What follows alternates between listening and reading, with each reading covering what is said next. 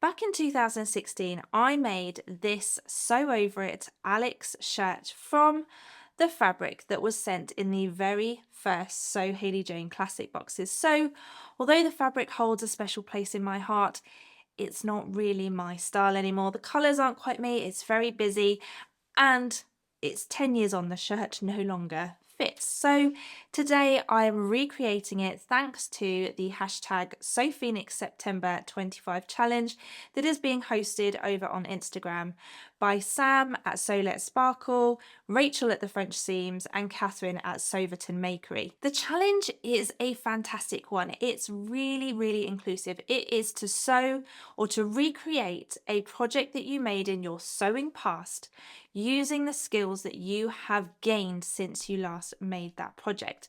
It could be something that you made last week and it didn't necessarily go the way you wanted to. You know you can do a better job.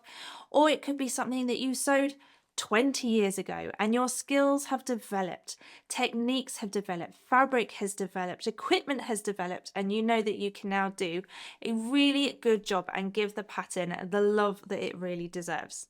There are prizes to be won and you can share your photo on Instagram, or you can email the ladies if you're not on Instagram, which just makes it even more inclusive. And there is a really fabulous vlogger tour happening over here on YouTube. So type in the hashtag SewPhoenixSeptember25 and you can see all the amazing previous videos that have come before this one. And I believe there's a few more to come in the rest of September as well.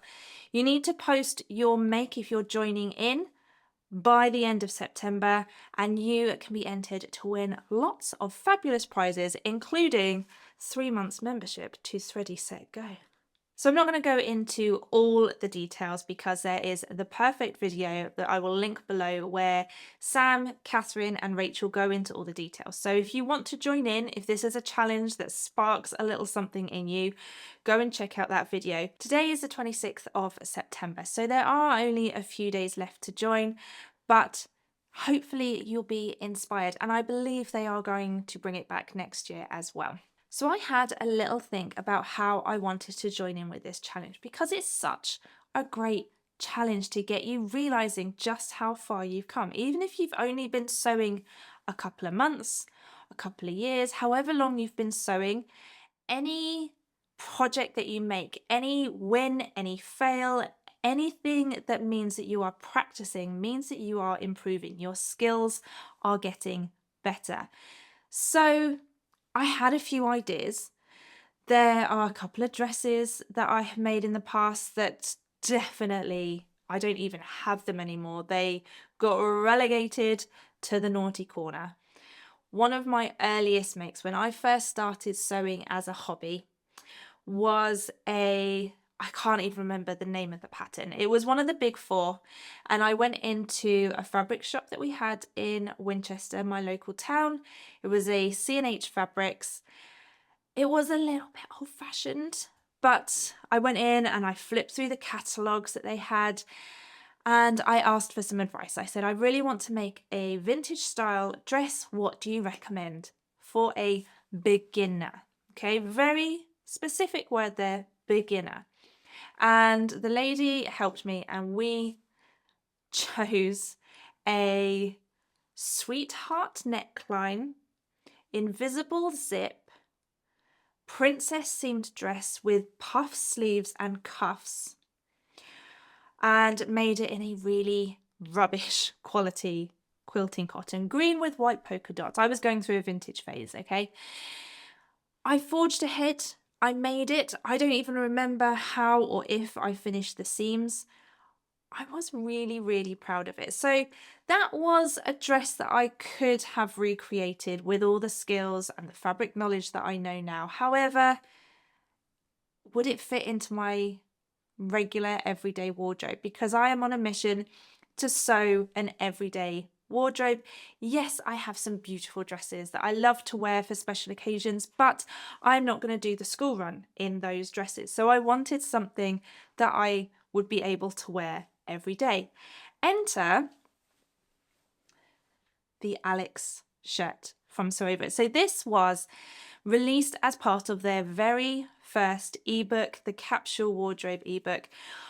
At that time, I was soaking up everything that YouTube and sewing and bloggers and those early independent pattern companies had to offer. And as soon as that ebook was released, I hit buy straight away. And the Alex shirt was the very first thing that I made. Or was it the Molly top? It could have been the Molly top. Could have been the Alex shirt. I'm not sure. Anyway, in terms of sewing skills, there's nothing wrong with this. I've kept it. I have made it in another fabric since. However, that fabric is looking a little worse for wear now. I did French seams on the side seams and on the sleeves. I did a French seam. The cuffs, the tabs are all good. The collar went in rather beautifully, although I did put the under collar on the top, so you can see that seam. Anyway, the fabric's so busy you would never even notice it. So there's nothing actually wrong with the sewing skills that went into making this. However, like I said, the fabric doesn't suit me anymore. It's much too small. This was made pre-baby almost 10 years ago. And I have been learning a lot more about sewing shirts in the last couple of years. Thanks to Closet Core and the Jenna shirt, I've really delved into top stitching and collar construction and all of these kind of things. So I wanted to take the pattern and elevate it. And this is the result. I'm very, very happy with it. I made it in a chambray, a light blue chambray, because I actually have a chambray shirt very similar that was ready to wear that's in my wardrobe. Again, that was bought almost 10 years ago and is a little bit snug. Why I keep these things, I don't know, but it still works if I don't do it up. But I wanted to recreate it to something that's a little bit more comfortable to wear now. Unfortunately, this particular ebook was bought out, like I said, nearly 10 years ago, before they had the extended size range that they've got now. So the sizing does leave a little bit to be desired. It goes from a size 8 to a size 20. The size 20 is a 48-inch hip and a 45-inch bust. So that is not within my personal measurements. However, I tried this one on, and I tried on the one that I've still got, that I do still wear, even though the fabric's a little bit tatty now, and it still fits. This one is definitely a little bit tight. When I made this, I cut a 16 at the bust and graded to a 20 at the hip. So although I can squeeze into it, it's not ideal. The other one that I've got does still fit me and I wear it a lot. So I got the pattern reprinted and I cut out a straight size 20, which fits me really, really beautifully here. Up the top is absolutely perfect, but I should have either added a little bit of extra width to the hips or done a much more narrow seam allowance, because although it fits and it does up and we're good, it is pulling just a little bit across the back here, and we've got a little bit of room here. It's still super wearable and I still absolutely love it, and I will be wearing this all the time. It goes really well with my chanterelle pants from So Liberated that I talked about in my last video. So how have I elevated it? How have I taken the techniques that I have learnt over the last 9 years and applied them to this make to make it just a little bit more special? Well, one thing that I wanted to do was ever so slightly exaggerate the curve at the hem. So it has a very slight curved hem and I wanted to make it just a tad more exaggerated. So when I was cutting out the pattern, I got my French ruler, loved that thing, it's amazing. And I just I added an extra 2 inches to the final length of the shirt and then curved it up to the side seam that was already there, already drafted.